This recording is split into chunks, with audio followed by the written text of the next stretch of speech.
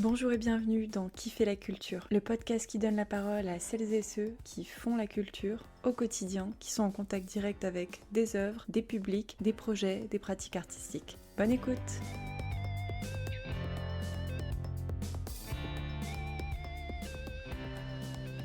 Dans cet épisode, nous accueillons Emmanuelle Jay, art-thérapeute et autrice. Emmanuelle nous parle des subtilités de l'écriture dans le cadre thérapeutique, mais aussi de ses ateliers atypiques mêlant boxe, foot ou danse à l'écriture. Sa passion pour les mots et le langage nous portera tout au long de cet épisode.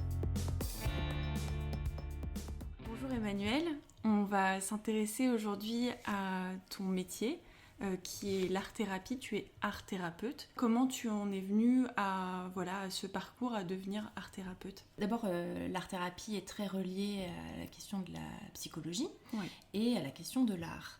Et donc moi, j'ai très jeune été très attirée à la fois par la psychologie et par l'univers artistique, et j'ai beaucoup hésité pour mes études entre faire des études de psycho ou faire des études de cinéma. Et finalement, j'ai tranché pour l'art, donc j'ai travaillé tout d'abord dans le milieu artistique, cinéma, mais également écriture de scénarios, de livres, sur le processus créatif, enfin voilà, tout ça a été une première partie de vie professionnelle. Il se trouve que j'ai monté des films sur la psychanalyse, sur la psychiatrie, puisque c'est un domaine qui m'intéressait, donc voilà, je continuais de tisser un lien avec ce secteur-là, et j'ai eu envie à un moment d'évoluer, de changer. L'art-thérapie est apparue comme quelque chose de vraiment évident, puisque je pouvais garder un lien aussi avec tout ce qui m'intéresse dans les processus créatifs, puisque le principe de l'art-thérapie, c'est en remettant en mouvement, ou en tout cas en travaillant à partir des processus créatifs, on est dans les métaphores des processus psychiques. Donc voilà, ça allait de pair, disons, processus créatif, processus psychique. Je suis devenue donc art-thérapeute spécialisée dans la médiation écriture. Et est-ce que tu as appris à organiser tes séances d'art-thérapie, ou bien est-ce qu'on apprend quelques bases, on va dire, et ensuite c'est un peu ta patte qui vient? Comment on construit ces séances-là? Alors tout à fait, il y a quand même un cadre général, on va dire. Voilà, on ne s'improvise pas thérapeute, donc il y a aussi beaucoup de choses. C'est une formation qui dure 2 ans et dans laquelle on a aussi de nombreux stages dans des hôpitaux, auprès de différents publics. Et puis après, on crée un peu son propre cadre. Alors en plus, en tant qu'art-thérapeute, on peut travailler dans plein d'endroits. On peut travailler déjà en institution ou en cabinet libéral. Donc, on peut accueillir en individuel ou en groupe. C'est pas la même chose. Pour l'instant, j'ai choisi de travailler donc en cabinet libéral, où je reçois en individuel. D'accord. Et également en petit groupe thérapeutique, ou en atelier d'écriture. Là, c'est beaucoup avec le groupe. Donc j'ai ces 2 pratiques. Mais c'est pas la même préparation, je dirais. Quand je reçois quelqu'un en individuel, ma séance, elle est très centrée sur la personne. D'accord. Donc ça va être fonction de sa demande, fonction de ce qu'elle vient travailler, fonction de son parcours thérapeutique aussi. Est-ce qu'elle a déjà fait une psychothérapie ou pas? Quelle est sa demande? Quel est son rapport à ses émotions, sa capacité à verbaliser?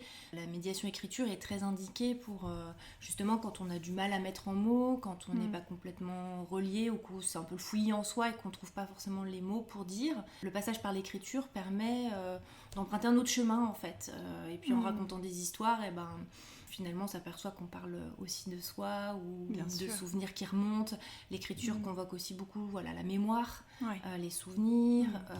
Donc il y a tout ça qui peut revenir dans les séances. Et pour le groupe, c'est un peu différent. Alors souvent, le groupe, c'est fonction d'un public, parce qu'on va travailler en addiction, on va travailler avec les mineurs isolés, on va travailler avec un groupe de femmes, on va travailler... Enfin voilà, il peut y avoir des tas de secteurs dans lesquels on travaille, donc déjà on s'adapte à ça. Et puis ça va se dessiner, alors de la même manière que ça se dessine avec une personne, ça va se dessiner avec le groupe aussi. C'est-à-dire qu'il y a des thèmes qui vont émerger, il y a des... parfois on crée un peu une proposition d'écriture pour un patient particulier, on la donne à tout le groupe, finalement tout le monde en profite, mais ça c'est un peu les petits secrets. Oui, bien sûr. Et je me demandais, quand tu vas faire une séance avec une personne, à quel moment la personne prend un stylo en main? Est-ce que la personne arrive et on rentre directement? Est-ce que tu vas écouter?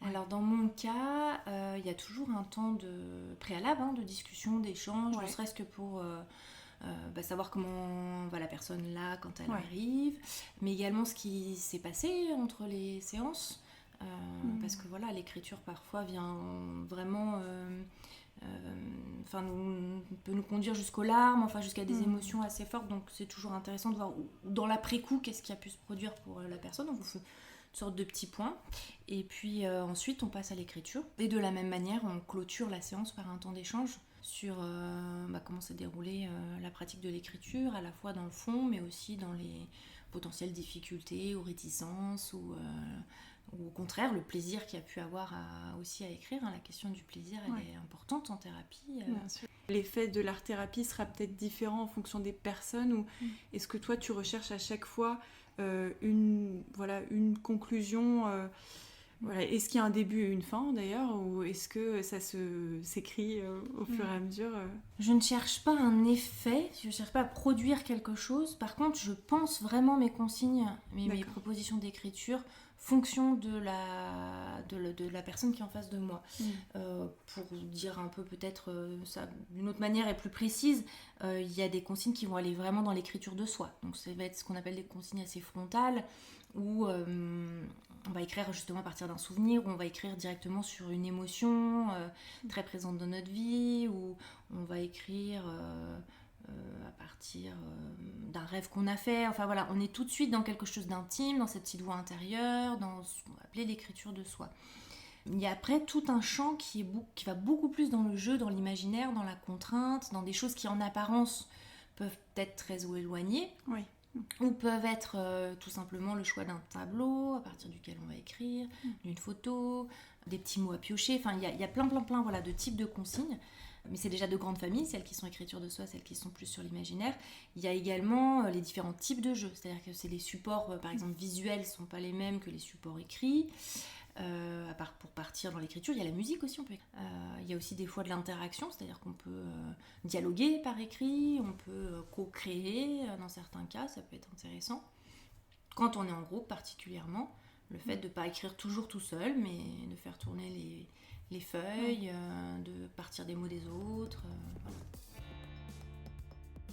J'imagine que quand les personnes viennent te voir, elles savent que tu pratiques l'art-thérapie, donc peut-être elles viennent aussi rechercher une autre forme de thérapie.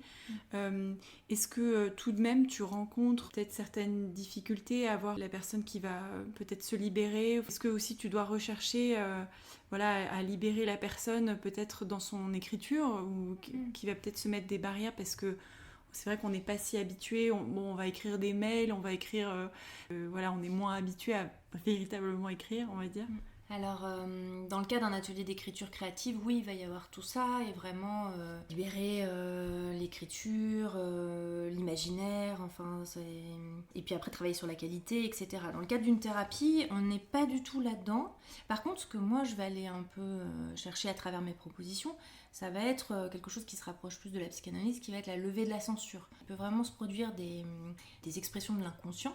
Et ça, si on est très très très dans le contrôle, ou qu'on se laisse pas vraiment aller à la proposition ou à l'écriture, c'est dans la maîtrise. Donc la question, c'est ça aussi, c'est comment on peut arriver à accompagner la personne pour qu'elle puisse explorer d'une manière assez libre et en même temps ouverte à des parts d'elle-même qu'elle n'a pas forcément, avec lesquelles elle n'est pas forcément en contact. Et là, ça devient intéressant, parce que l'écriture, c'est vraiment un dialogue aussi avec soi, avec des parts de soi, et potentiellement une reconnexion à son inconscient. Je sais que tu travailles à mixer sport et écriture. Comment tu en es arrivée à mixer, je dis mixer, mais sport et écriture, et comment c'est venu, et quel sport d'ailleurs? Alors tout a commencé avec des ateliers boxe et écriture. On a ensuite décliné, parce qu'on s'est aperçu, alors je dis on parce que je travaille avec un coach de boxe, et on s'est aperçu que les effets justement combinés d'une pratique sportive et de l'écriture étaient particulièrement intéressants, et que c'était certainement intéressant d'ouvrir à d'autres pratiques sportives. Donc ensuite, j'ai proposé des ateliers foot et écriture avec une autre coach de foot, et danse et écriture avec une spécialiste de la danse. Et en effet, c'est à la fois toujours du sport, donc il y a toujours ce rapport au corps, enfin je vais développer un peu après, mais chaque sport apporte aussi quelque chose, une singularité par sa pratique. Ça m'est venu parce que je suis fan de boxe, parce que je pratique la boxe et que la boxe a été extrêmement thérapeutique pour moi. Elle me permet de ressentir très fortement mon corps et de lâcher beaucoup de choses aussi, d'être dans un grand état de détente. Et du coup, je me dis, tiens, c'est intéressant d'avoir des éprouvés physiques très forts pour pouvoir après écrire, parce qu'on écrit différemment de par la fatigue, la détente, mais aussi les éprouver, c'est-à-dire vraiment ce que le corps il a traversé, ça nourrit le geste d'écriture. Donc à la base c'était ça. Ensuite, je me suis rendu compte que l'accroche du sport était super intéressante parce qu'elle fait venir des gens aux ateliers d'écriture qui ne viendraient jamais s'il y avait pas... Si ça s'appelait atelier d'écriture, ils viendraient pas. Parce que l'écriture elle fait peur, parce que parfois c'est un public dont le français n'est pas la langue maternelle, enfin pour 1000 raisons, parce que on écrit déjà beaucoup à l'école et on n'a pas envie d'aller dans un atelier d'écriture, enfin voilà, il peut y avoir plein de choses. Et donc l'aspect sport, là par contre il parle voilà, alors peut-être pas à tous mais en tout cas à plein, et donc il y a vraiment cette accroche du sport qui est intéressante. Et puis ensuite, je me suis rendu compte aussi d'un effet dans les ateliers, quel que soit le sport. On commence souvent par la pratique sportive parce que d'emblée, elle met dans le jeu. Elle met dans le jeu, elle met dans la joie, on s'amuse, c'est drôle, on se déplace, on bouge, donc ça remet aussi la pensée en mouvement. Il y a pas mal de contacts aussi avec les autres. Dans un sport collectif, faut être ensemble, donc très rapidement, on forme une équipe. Et tout ça change plein de choses dans le temps d'écriture après. Ça pose une sorte de climat en fait qui a plus besoin de créer. Enfin, il est créé par l'expérience du sport. Et par exemple, les lectures sont extrêmement bienveillantes, naturellement, puisqu'on a partagé un temps commun avant. Le fait de s'écouter dans l'atelier d'écriture, c'est logique. C'est dans la poursuite. Dans la continuité du sport, ouais. Le fait d'avoir joué ensemble, d'avoir été avec des règles du jeu, et quand on passe dans la pratique d'écriture où il y a des règles du jeu, où il y a un petit défi, où il y a un challenge, pareil, ça devient tout plus évident, plus facile, plus fluide, donc c'est intéressant pour ça aussi. Et puis bien sûr quand même cette idée de base que le sport nous connecte à notre corps. Et donc on a beaucoup de ressentis, on est très, on redescend quand on est dans le mental, là, bien dans son cerveau, on redescend dans les perceptions corporelles, et ça donne tout de suite des textes qui sont différents. Mais aussi. C'est intéressant parce qu'on peut se dire que l'écriture c'est effectivement que le mental, et toi tu cherches à en fait faire de l'écriture un geste sportif entre guillemets, mais en fait un geste du corps entier. Comment tu verrais cette influence? Enfin voilà, tu as parlé de lâcher, de revenir un peu éprouvé, son corps est éprouvé, donc on écrit différemment. Comment ça peut influencer d'arriver avec un corps en mouvement devant sa feuille L'écriture, alors, est-ce qu'on peut dire que c'est du sport ? Je sais pas, mais en tout cas, c'est du corps, ça c'est sûr. Et il y a vraiment quelque chose dans le geste d'écriture, parce que quand on écrit, il faut tracer les lettres, il faut utiliser son bras, son poignet, il faut faire un tracé de lettres. Et par exemple, ça a pour effet, ce geste, le fait d'être dans le geste et d'écrire, je parle quand on écrit à la main, c'est moins vrai pour le clavier. Quand on écrit à la main, ce geste de l'écriture, il ralentit la pensée. Parce qu'on ne peut pas écrire aussi vite, même si on écrit très très très très vite. Alors en plus, si on veut se relire ou être lu, on va penser plus vite que ce qu'on peut écrire. Donc ça ralentit la pensée. Et puis autre chose, comme on marque sur la feuille quelque chose et qu'on se lit en même temps, et ça fait naître des nouvelles idées, parce qu'en fait on a le temps d'avoir un recul sur sa phrase. Alors que quand on est en train de parler, on avance des idées les unes aux autres, on n'a pas un moment où on s'entend, on entend sa phrase qui nous revient et que potentiellement ça nous donne une autre idée. Donc ça aussi c'est intéressant, parce que c'est comme ça que ça crée des nouveaux chemins de pensée. C'est parce qu'on se relie, c'est parce qu'on ralentit sa pensée, on est contraint par une forme, il faut écrire sur une ligne, tout ça en fait, on n'en a pas conscience parce qu'on écrit depuis qu'on est petit et que pour nous c'est un geste comme ça, mais en réalité ça vient vraiment du corps. Et donc moi, ce que j'ai un peu l'intuition aujourd'hui, c'est que l'écriture quand même permet une sorte d'expression très directe du corps. Enfin, c'est ce que j'ai eu l'impression de voir en atelier, dans les séances de box thérapie qui sont très en lien avec l'écriture. C'est que les textes écrits, j'ai l'impression que c'est le corps qui les a écrits plus que la tête. C'est marrant, ouais. Et il y a vraiment ça. Et du coup, c'est un effet saisissant pour la personne, ouais. parce que c'est presque comme si, d'un coup, quand elle lit le texte, elle entend autre chose. Enfin, voilà, il y a une surprise, il y a un effet très surprenant, et un effet de... ah oui, tiens, mais d'où ça vient, ça ? En fait, ça vient du corps. Je pense que tu décortiques, en fait, effectivement, comme tu disais, quelque chose dont on se rend plus compte, parce qu'on le vit, on fait, et en fait, finalement... peut-être, voilà, c'est là où on retrouve ta partie thérapeute, c'est que tu vas regarder, tu vas décortiquer, mais tu as aussi la partie artistique où tu vas laisser libre cours. Moi, je voulais te demander aussi comment tu vois en fait ces séances où tu vas avoir ton sport et ton écriture. Est-ce que tu ressors un bilan à la fin où tu te poses et tu te dis ce sport-là provoque plutôt quelque chose comme ça, ce sport-là autre chose.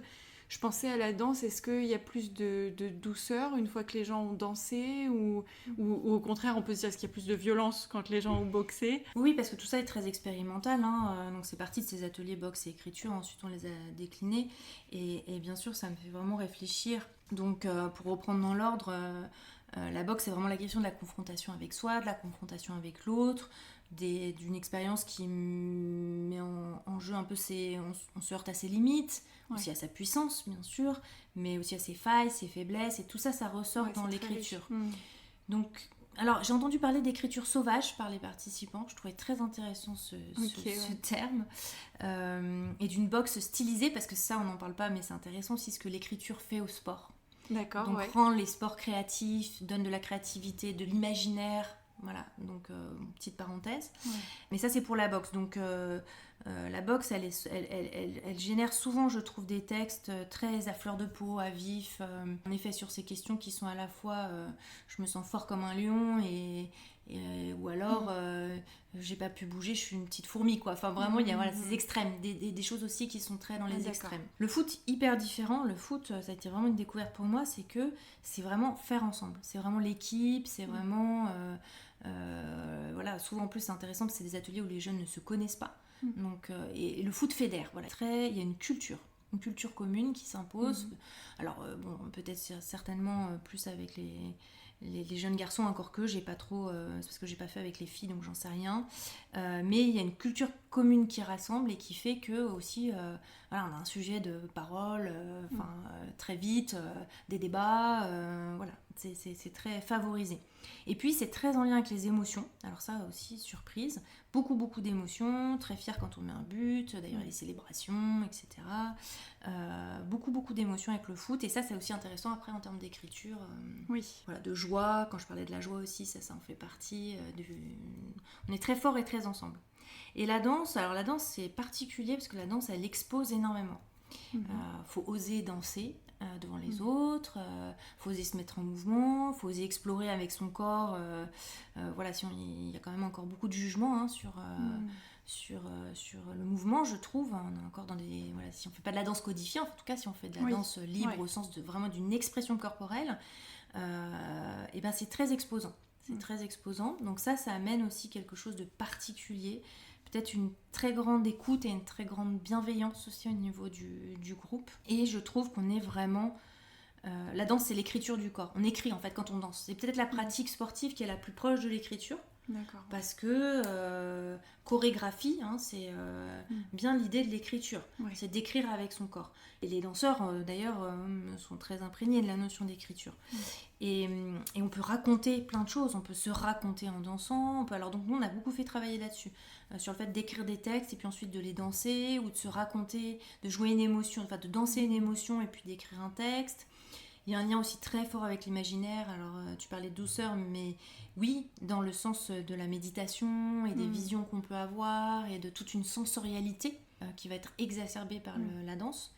et qui va pouvoir donner des textes d'une grande sensibilité. On va dire que là on serait plus sur la question vraiment très sensible, mais très au sens des sens, quoi, des sens de la peau, du toucher, il y a moins de règles du jeu, il y a moins de mouvements qu'on montre et qu'il faut reproduire, oui, ça joue. Oui, donc c'est vraiment ensuite 3 manières d'écrire différentes en fonction aussi des sports, ça change à chaque fois. Les groupes que tu as, c'est surtout des mineurs isolés, quand tu Oui, alors là, c'est-à-dire qu'en juillet, on a fait vraiment un cycle foot écriture et boxe écriture pour les mineurs isolés. Et c'est vrai que c'est un public particulier qui potentiellement peut avoir de l'appréhension par rapport à l'écriture. Donc la notion de sport est vraiment intéressante pour la première accroche. Et puis pour tout ce que j'expliquais du cadre que ça met en place, etc. Après voilà, une fois qu'on est parti, les ateliers grâce au sport en fait, le fait que ce soit un sport, ça leur permet de se mettre en mouvement, de se mettre dans le truc, de se parler, d'être ensemble. Oui. On démarre toujours par la pratique sportive et mais un petit temps court, un peu échauffement, 15-20 minutes, pour pas non plus s'installer dans un atelier qui ne serait que du sport. Et on bascule sur le temps d'écriture. Et c'est assez naturel. Et ça me plaît, moi, de constater ça, que le passage, il est assez naturel. Parce que ils ont une expérience commune aussi. Ils viennent de vivre quelque chose. Ouais. Donc, les mots, ils sont là. On n'est pas en train de les interroger sur quelque chose qui s'est passé il y a 2 semaines ou sur leur émotion là tout de suite. Enfin, voilà. On est très dans l'après-expérience. Donc, ça vient quand même plus facilement. Voilà, ensuite il y a le temps de partage, donc c'est-à-dire les lectures, le fait de lire leur texte devant les autres, c'est pas rien, c'est jamais rien dans un atelier d'écriture de lire son texte, jamais. Mais là, voilà, ils ont un vrai espace pour eux, pour lire ce qu'ils ont écrit. Nous, c'est des textes qu'on reçoit très attentivement, sur lesquels on fait un retour et puis sur lesquels ils s'expriment les uns les autres. Il y a débat, ça fait écho en moi, il y a tout ça qui se produit. Et voilà, je disais pour ce public aussi, la question du plaisir, de prendre plaisir à faire quelque chose, c'est pas rien. C'est pas rien. Donc, non, ce sont des expériences. En tout cas, ils ont témoigné de ça. Ils ont témoigné du fait d'avoir pu jouer, être dans le plaisir, retrouver le foot qu'ils avaient pas joué depuis le départ de chez eux, être ensemble, etc. Peut-être lâcher quelque chose aussi. Tu t'avais dit ce mot lâcher, ça m'avait marqué parce que c'est un peu le corps et après aussi l'expression. Oui, certainement. Ça enlève un peu des barrières aussi, même des barrières sociales en fait. C'est-à-dire que les corps ils sont prêts dans le sport aussi. Alors, parce que ça on en parle souvent dans la boxe parce qu'on va même jusqu'à toucher l'autre. Au foot ça peut arriver, il peut y avoir contact, mais je veux dire on est proche, il y a plein de choses qui s'éprouvent par le corps. Et donc je pense que ça libère aussi par rapport à la question des regards. Quand on lit, on a déjà échangé les regards, on a déjà joué ensemble, donc on peut très bien lire. Enfin, je veux dire, on se connaît maintenant. Il y a un peu ça. Voici quelques extraits d'un atelier foot et écriture.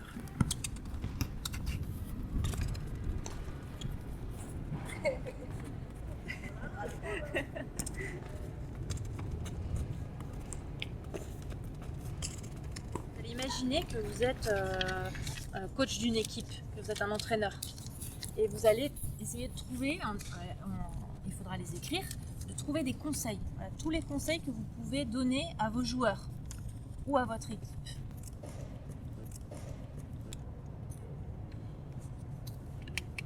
C'est bon ? Ok. Qui veut commencer à lire ces conseils ? Moi, je commence. Allez. Et moi, j'ai mis en premier point, j'ai mis le respect vis-à-vis de l'autre. C'est-à-dire déjà partant du vestiaire, quand tu es dans le vestiaire, tout au début, et en fait là, chacun doit se respecter en fait, le respect. Respecter l'autre, respecter son capitaine, respecter l'entraîneur, respecter le staff, le respect en fait. Et le deuxième point, j'ai mis l'écoute de son capitaine. Il faut écouter son capitaine. Quel que soit ta taille, quel que soit ton rang, il faut respecter ton capitaine, c'est ce qu'il dit. Parce qu'on voit avec certaines équipes, avec certains clubs, il y a des gens qui ne respectent pas le capitaine. Pourtant, quand on désigne le capitaine, il faut le respecter. Et j'ai mis en troisième point la résistance face à la pression. Parce que par moment, il y a des pressions et il faut savoir résister. Pas forcément dans le match, hein. Il y a des moments où à l'entraînement, il y a même des pressions. Il peut arriver à des moments où il y a trop de pression sur toi au niveau de l'entraîneur. L'entraîneur il met trop de pression sur toi. Donc il faut savoir résister et s'encourager quel que soit ce qui arrive. Quel que soit ce qui arrive, il faut s'encourager. Il ne faut pas dire ouais c'est l'autre, c'est pas nous, c'est eux, c'est pas moi. Il faut toujours s'encourager. Et comme tu l'as dit, il y a des moments où il y a la défaite, il y a la victoire. Quand c'est la victoire, on aime bien, mais quand il y a la défaite aussi, il faut savoir s'encourager. Et en dernier point, j'ai mis accepter et reconnaître ses erreurs. Quand tu fais une erreur, il faut savoir accepter et reconnaître que tu as fait des erreurs. Merci. Ouais, c'est super.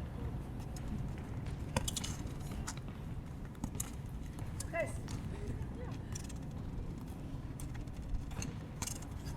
en tout cas, je vous remercie du fond du cœur d'être venu et d'avoir partagé ce moment avec moi. Et j'espère vous revoir le 21 et de continuer à partager comme ça. Voilà, je pense. Petit mot pour Chana. C'est aimé. C'est bien, c'était vraiment bien. Moi, c'est à peu près pareil. Que moi, ça faisait 2 ans, je n'avais même pas fait de sport. Tant au pays, je jouais au foot chaque week-end, pratiquement chaque soir, si on veut dire. Mais ça fait du bien de changer un peu. C'est important de prendre soin de soi, physiquement aussi. Ouais.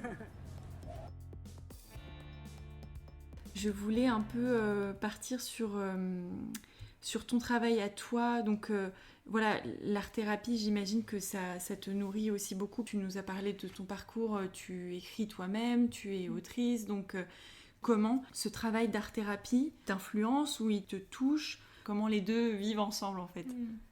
Je pense que le maître mot, c'est la question de la créativité. Parce que mon métier, finalement, de thérapeute, il tourne beaucoup autour de la créativité. Alors, à plein d'endroits. D'abord, moi, ça m'oblige à être extrêmement créative. Puisque je crée mes consignes d'écriture, mes propositions d'écriture. Je crée mes cadres, mes dispositifs. Je crée donc fonction aussi de la personne. Et il y a tellement de personnes différentes, avec des problématiques différentes, singulières, qui viennent me voir qu'à chaque fois, voilà, c'est un nouveau chemin qui va s'emprunter. Donc j'apprends énormément avec les personnes que j'accompagne en art-thérapie. Et c'est vrai que je suis allée très très loin, je pense, dans la créativité aussi avec la langue, qui est quelque chose qui m'a toujours intéressée, parce que comme je viens de monde artistique, j'ai toujours considéré que l'écriture, ça devait être comme la peinture, comme la musique, qu'on devrait faire des ateliers. Enfin voilà, on apprend à jouer de piano quand on est petit. Pourquoi on n'apprendrait pas l'écriture créative au sens d'une pratique artistique où on va s'interroger aussi sur ce que c'est qu'un texte novateur? Par exemple, c'est quoi la création en littérature? Enfin, moi, c'est des questions que du coup, je me suis beaucoup posées et j'ai cherché à aller un peu toucher les limites aussi de l'écriture, c'est-à-dire comment on fait aussi pour écrire un texte qui n'a aucun sens, ou comment on fait pour inventer des mots. Et la créativité, elle est sans fin. Enfin, voilà, une des consignes que j'adore qui s'appelle le logogreffe, où on va prendre 2 mots et on va les greffer ensemble pour en créer un nouveau, et on invente sa définition. C'est fabuleux et ça ouvre des perspectives assez dingues. Ayant poussé comme ça un peu les limites partout en termes de forme et structure, en termes de sonorité, en termes de création dans tous les sens. Plastique aussi, graphique, enfin voilà, je me suis intéressée aussi. Qu'est-ce que ça fait quand on n'écrit pas au stylo bic sur des lignes? Enfin, comment on peut explorer aussi l'espace de la page, la taille des mots, enfin, etc. Voilà, ça m'a questionnée sur ma propre écriture et aussi sur ce que j'avais envie de garder de ça. Enfin voilà, et peut-être aussi... Bon, c'est déjà des choses que quand même j'avais explorées en tant qu'autrice dans ma poésie, qui interrogeait déjà ça. Peut-être la question aujourd'hui, c'est comment je peux retrouver de la simplicité, finalement, après avoir démultiplié tous les possibles et fait beaucoup d'exploration. Je crois que pour moi la question aujourd'hui, ça serait ça. Ça serait revenir à quelque chose... Alors oui, d'une simplicité. De toute façon, c'est ce qu'il y a toujours plus beau dans l'art, c'est quand c'est simple, mais que ça percute. Exactement. Ouais. Et justement, pour continuer là-dessus, quel serait ton rapport aux mots, en fait, parce que par exemple, tu as parlé de la greffe des deux mots, etc. Alors, je pense que j'ai toujours aimé les mots, ça c'est sûr, mais je pense que j'ai toujours aimé écrire les mots, mais j'ai aussi toujours aimé les entendre. Et ça, pour moi, c'est important, la question de l'écoute. Et je sais pas, le mot presque à mon oreille, il est comme un bonbon. Enfin, il y a vraiment quelque chose de l'ordre de la saveur, de la gourmandise des jolis mots, des mots inattendus, des mots inventés, bien sûr, des mots à double sens. Enfin voilà, j'ai aussi une oreille de psychanalyste, donc des fois j'entends du sous-texte où je perçois d'autres sens plus cachés, mais en tout cas voilà, il y a j'ai un grand respect pour les mots, pour chaque mot. J'ai été monteuse de films pendant longtemps, je me suis intéressée à ce que c'était qu'une image dans un film, et j'ai le même sentiment d'être aussi précise sur les mots et leurs agencements. Et puis, les mots, surtout, c'est vraiment la question du partage, en fait. Si on réfléchit, on les utilise pour quoi ? On les utilise pour communiquer, on les utilise pour exprimer quelque chose de soi, mais pour qu'il soit entendu, pour qu'il soit écouté. Donc voilà, et moi je dirais que c'est pas que l'écriture qui est importante pour moi dans la question des mots, c'est vraiment aussi cette question de l'écoute. Et d'ailleurs, dans tous les ateliers d'écriture, on lit autant qu'on écrit. D'accord. Et ça, pour moi, c'est essentiel. Le moment où on lit son texte, c'est aussi le moment où il nous parvient à nous-mêmes, où il est entendu par les autres qui nous font des retours, qui vont faire écho, etc. C'est très, très, très, très, très important. Le fait de prononcer, comme tu disais, ça peut provoquer aussi d'autres choses. Complètement. Puis c'est aussi une incorporation. Ça passe par sa voix, par la respiration. Voilà, donc c'est super important. Et la question des mots, c'est la question du lien à l'autre. Ouais, bien sûr. Donc comment est-ce que, en dehors de la thérapeute ou l'autrice, comment Emmanuelle fait pour aussi aspirer tout ça, et en fait comment ça te nourrit peut-être en tant qu'humain en fait. Alors tout de suite, ma première pensée c'était les livres. D'accord. Les livres, beaucoup. Donc les livres, derrière les livres il y a des auteurs et des autrices, il y a surtout des poètes. Moi je suis une grande passionnée de poésie. Je vais beaucoup chercher dans la poésie des sources d'inspiration, des jeux, parce que les poètes sont des grands joueurs et ils jouent beaucoup avec la langue. Donc voilà, donc vraiment beaucoup les livres me nourrissent, et les autres arts, la peinture, la photo. Dès qu'un artiste, une œuvre me touche, je réfléchis à comment elle a été faite et qu'est-ce que je peux en récupérer pour faire une proposition par exemple créative. Après, à titre très personnel, je suis très sensible à la musique, et je pense que la musique est aussi un lieu de... Alors à l'écoute musicale, encore cette question de l'écoute, mais vraiment la musique va me reconstituer, disons, dans les moments où je pourrais être un peu vidée ou un peu plus... il y a quelque chose où on parle de nourriture psychique en tout cas, qui va m'apaiser, et me nourrir et me câliner. Ça va être vraiment avec la musique. Ouais, d'accord. Donc, c'est très en lien avec les arts. Mais aussi la boxe du coup. Et aussi la boxe, oui, bien sûr, le sport hyper important. C'est très important aussi pour toi. Tu complètement. Il y a quand même quelque chose quand on est thérapeute, peut-être c'est pas la première chose à laquelle on pense forcément, mais il y a une... Enfin, les personnes que j'accompagne, ou les patients, ou les analysants, etc., se donnent beaucoup aussi. Enfin, ça apprend beaucoup, en tout cas, ça apporte beaucoup, et on est aussi dans une relation thérapeutique, et j'apprends vraiment beaucoup dans mon métier quotidiennement, et donc voilà, c'est pas, je trouve que c'est pas totalement à sens unique. Enfin, on n'est pas dans une posture où on va être dans le don permanent, où voilà, il y a vraiment cette notion du ping-pong, de la co-construction. De toute façon, on est là pour accompagner quelque chose, pour soutenir quelque chose qui est en train de s'élaborer, et que c'est la personne qui fait le travail. Voilà. Après, moi je suis une très grande passionnée, donc je pense que ma passion c'est comme un feu, et Et voilà, le feu, il est là. Ouais, bien sûr. Oui, ça s'entend. Oui. En général, on aime bien conclure en revenant en fait au titre de ce podcast qui est Qui fait la culture. Comment tu ressens cette question, qu'est-ce que tu en penses et comment toi tu te places dans cette question aussi par ton métier mais ton travail aussi Alors la première réponse qui me vient c'est tout le monde. Ouais. C'est tout ce qu'on Très vit. bien. Parce que moi je constate dans mes ateliers, alors sur les ateliers plus créatifs, d'écriture créative, qui ont des effets thérapeutiques de surcroît on va dire, mais en tout cas dans mes ateliers d'écriture créative je constate à quel point les gens sont épatants, et n'importe qui, même des jeunes qui arrivent en disant qu'ils n'ont pas envie d'écrire, qu'ils ne savent pas, qu'ils vont pas y arriver, que la consigne est trop dure, etc. Avec un petit peu d'entraînement dans le sens de répéter le geste d'écriture et juste se laisser aller, l'invention elle est vraiment très facile, elle est partout et même je me souviens avoir travaillé vraiment avec des publics très très très éloignés de l'écriture et avoir été bluffée par les textes parce qu'aussi derrière il y a des vies et beaucoup de choses à raconter, et pour peu qu'on donne les moyens, ou en tout cas l'espace, c'est-à-dire l'espace de la feuille et le stylo et la permission d'écrire, sincèrement j'ai entendu des récits vraiment fabuleux dans le fond et dans la forme. Alors après il y a un cadre, je ne dis pas que c'est personne et que tout le monde peut écrire à un certain niveau de publication, etc., parce que le cadre y est pour beaucoup, mais en tout cas je pense que quand même l'artistique et la créativité ça appartient à vraiment tout le monde, mais tout le monde. Super, merci beaucoup Emmanuelle.